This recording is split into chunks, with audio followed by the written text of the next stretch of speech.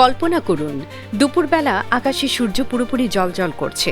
হঠাৎ চারপাশ অন্ধকার হয়ে যাচ্ছে, পাখিরা ফিরে যাচ্ছে বাসায়, তাপমাত্রা নেমে যাচ্ছে হুট করে, আর মানুষ খালি চোখে তাকিয়ে দেখছে আকাশের বুকে এক অদ্ভুত কালো বৃত্ত, যার চারপাশে ছড়িয়ে আছে আলোর মুকুট।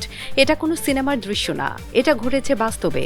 গতকাল 12 অগস্ট 2026, আর এই ঘটনা এতটাই বিরল যে এর আগে ইউরোপের মূল ভূখণ্ড শেষবার এমন দৃশ্য দেখেছিল প্রায় 3 দশক আগে। আজকের পর্বে আমরা জানব কি ঘটেছিল আসলে, কোথায় কোথায় দেখা গেল এই দৃশ্য, বিজ্ঞান কি বলে এই ঘটনা নিয়ে, আর কেন এই গ্রহণ এত বিশেষ। সূর্যগ্রহণ ঘটে তখনই যখন চাঁদ পৃথিবী আর সূর্যের ঠিক মাঝখানে চলে আসে।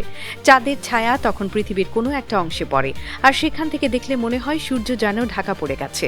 কিন্তু 12 অগস্টের গ্রহণটা ছিল পূর্ণ সূর্যগ্রহণ, মানে চাঁদ পুরোপুরি সূর্যকে ঢেকে দিয়েছিল, অন্তত একটি নির্দিষ্ট সরু পথ ধরে। এই পথটাকে বলা হয় টোটালিটির পথ, যেখান থেকে দিনের আলোয় হঠাৎ নেমে আসে গধূলির অন্ধকার। মজার একটা তথ্য হলো, এই গ্রহণ ঘটেছিল চাঁদ পৃথিবীর সবচেয়ে কাছে আসার মাত্র 2 দিন পরে, তাই চাঁদকে স্বাভাবিকের চেয়ে একটু বড় দেখাচ্ছিল, আর সূর্যকে পুরোপুরি ঢেকে দেওয়াটাও আরও নিখুঁতভাবে সম্ভব হয়েছিল। সবচেয়ে দীর্ঘ পূর্ণগ্রহণের সময় ছিল মাত্র 2 মিনিট 18 সেকেন্ড, গ্রিনল্যান্ড আর আইসল্যান্ডের মাঝামাঝি আটলান্টিক মহাসাগরের উপর দিয়ে। তুলনা করলে 2024 সালের উত্তর আমেরিকার বিখ্যাত গ্রহণের স্থায়িত্ব ছিল প্রায় 4.5 মিনিট, তাই এবারেরটা ছিল তুলনামূলক সংক্ষিপ্ত, কিন্তু কম নাটকীয় নয়। এই গ্রহণের পথ শুরু হয়েছিল সুমেরু মহাসাগরের উপর দিয়ে, তারপর গ্রিনল্যান্ড আইসল্যান্ড পেরিয়ে সোজা চলে গিয়েছিল উত্তর স্পেন আর পর্তুগালের একদম উত্তর পশ্চিম প্রান্তে, আর এখানেই লুকিয়েছিল আসল চমক। 1999 সালের পর এই প্রথমবার ইউরোপের মূল ভূখণ্ড থেকে মানুষ পূর্ণ সূর্যগ্রহণ চোখে দেখল, প্রায় 3 দশকের অপেক্ষা।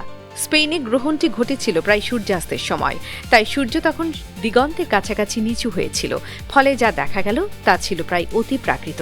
নিচু আকাশে হঠাৎ অন্ধকার নেমে আসা, আর তার মধ্য দিয়ে জ্বলজ্বল করছে সূর্যের করোনা। স্পেনে দর্শকরা সর্বোচ্চ প্রায় 1 মিনিট 50 সেকেন্ড পূর্ণ অন্ধকার দেখার সুযোগ পেয়েছেন। শুধু স্পেন নয়, পুরো ইউরোপ জুড়েই দেখা গেছে এর প্রভাব। ফ্রান্স, বেলজিয়াম, সুইজারল্যান্ড, উত্তর ইতালি থেকে মানুষ দেখেছে আংশিক গ্রহণ, যেখানে সূর্যের প্রায় 88 থেকে 95% পর্যন্ত ঢাকা পড়েছিল। যুক্তরাজ্য আর আয়ারল্যান্ডে সেটা ছিল আরও বেশি, প্রায় 90 থেকে 96%। ব্রিটিশ দ্বীপপুঞ্জের ইতিহাসে গত 27 বছরে এত বড় গ্রহণ আর দেখা যায়নি। গ্রহণের প্রভাব পৌঁছেছিল আরও দূরে। উত্তর রাশিয়া, আলাস্কা, উত্তর কানাডা থেকে শুরু করে যুক্তরাষ্ট্রের উত্তরাঞ্চল এবং পূর্ব কানাডা পর্যন্ত মানুষ দেখেছে সূর্যের গায়ে ছোট্ট একটা কামড়ের দাগ।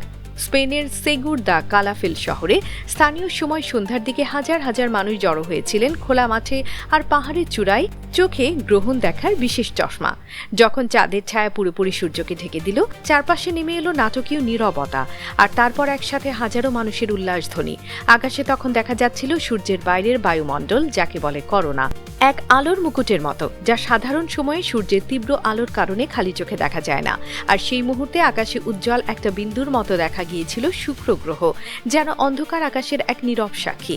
গ্রিনল্যান্ডের বরফাচ্ছাদিত উপকূল থেকেও ভ্রমণকারীরা এই দৃশ্য প্রত্যক্ষ করেছেন জাহাজে বসে। বিজ্ঞানীরা আর সাংবাদিকরা লাইভ সম্প্রচার করেছেন বিশ্বজুড়ে, যাতে যারা সরাসরি দেখতে পারেননি তারাও ঘরে বসে এই মহাজাগতিক দৃশ্যের সাক্ষী হতে পারেন। কেন এই গ্রহণ এত গুরুত্বপূর্ণ? এখন প্রশ্ন হলো, সূর্যগ্রহণ তো নতুন কিছু না, তাহলে এটা নিয়ে কেন এত হইচই? উত্তরটা লুকিয়ে আছে ভূগোলে। পৃথিবীর বেশিরভাগ অংশ পানি দিয়ে ঢাকা, তাই বেশিরভাগ পূর্ণ সূর্যগ্রহণের পথ সাগরের উপর দিয়েই চলে যায়, কেউ দেখতেই পায় না। আর যখন সেই পথ কোনো জনবহুল উন্নত অঞ্চলের ওপর দিয়ে যায়, তখনই সেটা হয়ে ওঠে বিশ্বজোড়া আলোচনার বিষয়। 1999 সালের সেই গ্রহণের পথ গিয়েছিল ইংল্যান্ডের কর্নওয়াল ও ডেভন হয়ে। তখন এটাই ছিল ইউরোপের শেষবারের মতো এই দৃশ্য দেখা। তারপর ঠিক 27 বছর কেটে গেছে, একটাও পূর্ণ সূর্যগ্রহণ ছোঁয়নি ইউরোপের মূল ভূখণ্ডকে। আর এই দীর্ঘ অপেক্ষার কারণেই বিজ্ঞানী থেকে শুরু করে সাধারণ মানুষ সবার মধ্যেই ছিল বিপুল উন্মাদনা। অনেকে স্পেনে ছুটে গিয়েছিলেন শুধু এই 2 মিনিটের দৃশ্য চোখে দেখার জন্য।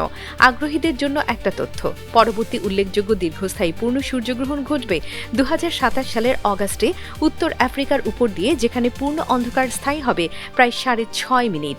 এই শতাব্দীর অন্যতম দীর্ঘতম গ্রহণ। বিজ্ঞানীদের জন্য কেন এই মুহূর্ত মূল্যবান? সাধারণ মানুষের কাছে এটা যেমন একটা দৃশ্য, বিজ্ঞানীদের কাছে এটা এক বিরল সুযোগ। সূর্যের করোনা যে আলোর মুকুট আমরা গ্রহণের সময় দেখি, সেটা সাধারণত সূর্যের তীব্র উজ্জ্বলতার কারণে গবেষণা করা কঠিন। কিন্তু পূর্ণ গ্রহণের সেই কয়েক মিনিটে চাঁদ যখন সূর্যের মূল আলো ঢেকে দেয়, তখন বিজ্ঞানীরা সরাসরি পর্যবেক্ষণ করতে পারেন করোনার তাপমাত্রা, গঠন আর আচরণ, যা সৌরঝড় ও মহাকাশ আবহাওয়া বোঝার জন্য অত্যন্ত গুরুত্বপূর্ণ।